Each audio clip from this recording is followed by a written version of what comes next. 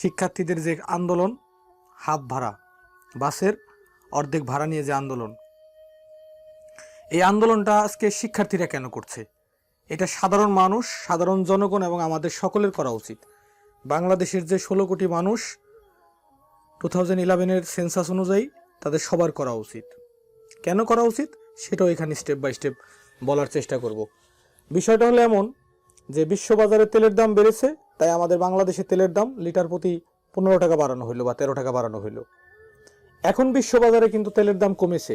কয়েকদিন যাবৎ জাতীয় এবং আন্তর্জাতিক মানের যে টেলিভিশনগুলো রয়েছে তাদের নিউজ অনুযায়ী আপনারা দেখতে পারবেন যে তেলের দাম বিশ্ববাজারে কমেছে, কিন্তু বাংলাদেশে কমলো না। আমাদের দেশে কিন্তু একটা ট্রেন্ড আছে, একবার যেই মালের দাম বাড়ে সেটা বিশেষ কোনো প্রয়োজন না হলে, কোনো আন্দোলন না হলে সহজে সেটা কমে না। হয়তো এখন কেউ আবার বলবেন কমে তো, হ্যাঁ 100 টাকা বাড়লে হয়তো 2-4-5 টাকা কমায় আনে, এটা একটা ট্রেন্ডিং মাত্র, জাস্ট একটা ফ্যাশন। বিশ্ববাজারে তেলের দাম বাড়ছে, আমাদের এখানেও বাড়ছে, মেনে নিলাম। এখন বিশ্ববাজারে কমছে, এখন আমাদের এখানেও কমতে হবে। এখন প্রশ্ন হলো, এই যে তেলের দাম বাড়লো, পরিবহন শ্রমিকরা ধর্মঘট করলো, ভাড়া বাড়ানো হইলো, ভাড়াটা যে বাড়লো সেই পুনরায় কিন্তু সাধারণ মানুষের উপরেই আসলো।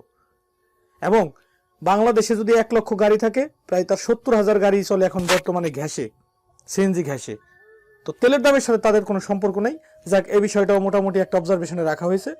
তো কিছুদিন যাবত আমাদের শিক্ষার্থী ভাই বোনেরা আন্দোলন করতেছে, বা আমরাও আমাদের সাধারণ যারা আছে তারা আন্দোলন করতেছে যে স্টুডেন্টের জন্য হাফ ভাড়া চাই। এটা একটা নৈতিক দাবি, আদিকাল থেকেই চলে আসতেছে, বাংলাদেশে 50 বছর যাবত চলে আসতেছে, তো এখনো চলবে। এটা কোনো বলার বিষয় না। এক শ্রেণীর মানুষের এটা মাইনে নিতে খুব অসুবিধা হইতেছে। তাদের এত টাকার প্রয়োজন, তাদের ইংল্যান্ড, কানাডা, অস্ট্রেলিয়া বাড়ি বানানোর প্রয়োজন, এই সাধারণ মানুষের টাকা পয়সা চুইছে, এই জন্য তাদের এই বিষয়টা প্রয়োজন।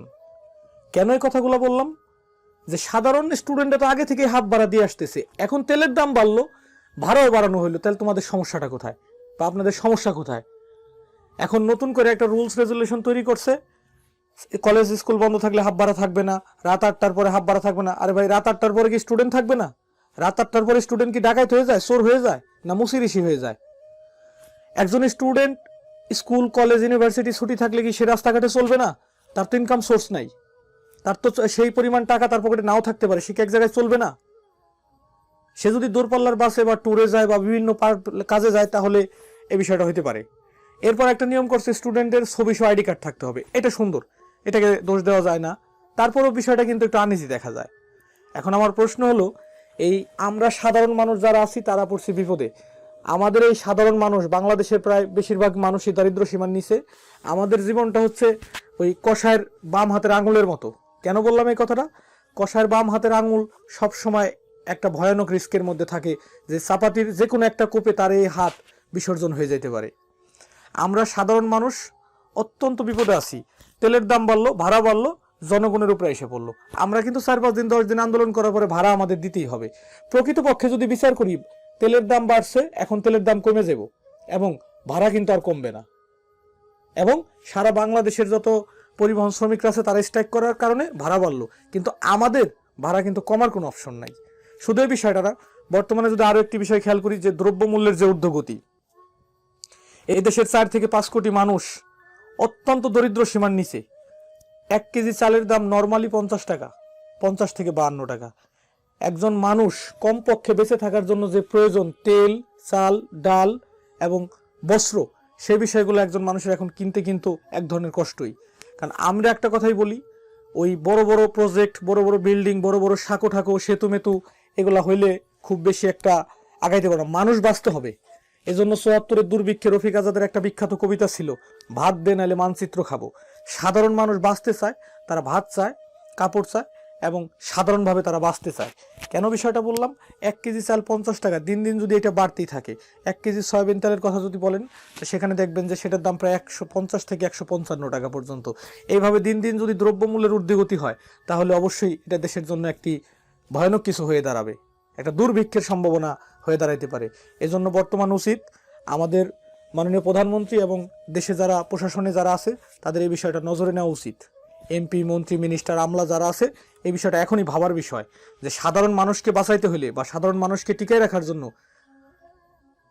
লাইফ টিকায় রাখার জন্য অবশ্যই এই বিষয়গুলো মাথায় নেওয়া উচিত, যে দ্রব্যমূল্যের যেন ঊর্ধ্বগতি না হয়, আর মালের দাম যেন এইভাবে বাড়তে না থাকে, তাহলে সাধারণ মানুষের জন্য অত্যন্ত এটা কষ্টজনক একটি বিষয় হবে। আর গভর্নমেন্টের কাছে একটা ব্যক্তিগত রিকোয়েস্ট থাকবে, আমি একজন ছাত্র হিসেবে বলবো যে অনতিবিলম্বে এই ভাড়া নিয়ে যে এই যে একটা ফাইজলামি শুরু হয়েছে, মাননীয় প্রধানমন্ত্রীর উচিত এক সেন্টেন্সে বলে দেওয়া যে স্টুডেন্টরা আগে যেভাবে চলতো এখন সেভাবেই চলবে, এত রুলস এত রেজুলেশন মাইনে চলার মতো সময় সুযোগ হবে না, কারণ এটা একটা ফাইজলামি রীতিমতো। কারণ এক একজন পরিবহন শ্রমিক মালিকের কোটি কোটি হাজার হাজার কোটি টাকা, তাদের এটা ইনভেস্টিগেশন করার মতো কেউ নাই। তাদের বেগম পাড়ায় বাড়ি, এই মুখ জায়গায় তেমুক জায়গায় বাড়ি হইতেছে, অবশ্যই বিষয়টা দেখার দরকার। হয়তো সাধারণভাবে কষ্ট পাইতেছে যারা শ্রমিক আছে তারা।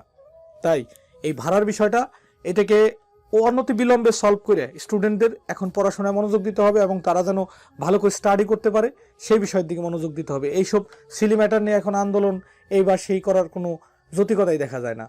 তাই আমি এই ভিডিওর মধ্যে কিছু কথা বলার চেষ্টা করলাম অ্যাজ এ স্টুডেন্ট হিসেবে। আমি এই ভিডিওতে কোনো ইন্সপায়ার হয়ে না, কারো দ্বারা প্রভাবিত হয়ে না, আমার ব্যক্তিগত মতামত আমি এই সোশ্যাল সাইটে প্রকাশ করলাম। যদি কারো ভালো লাগে তাহলে আমাকে ইন্সপায়ার করবেন।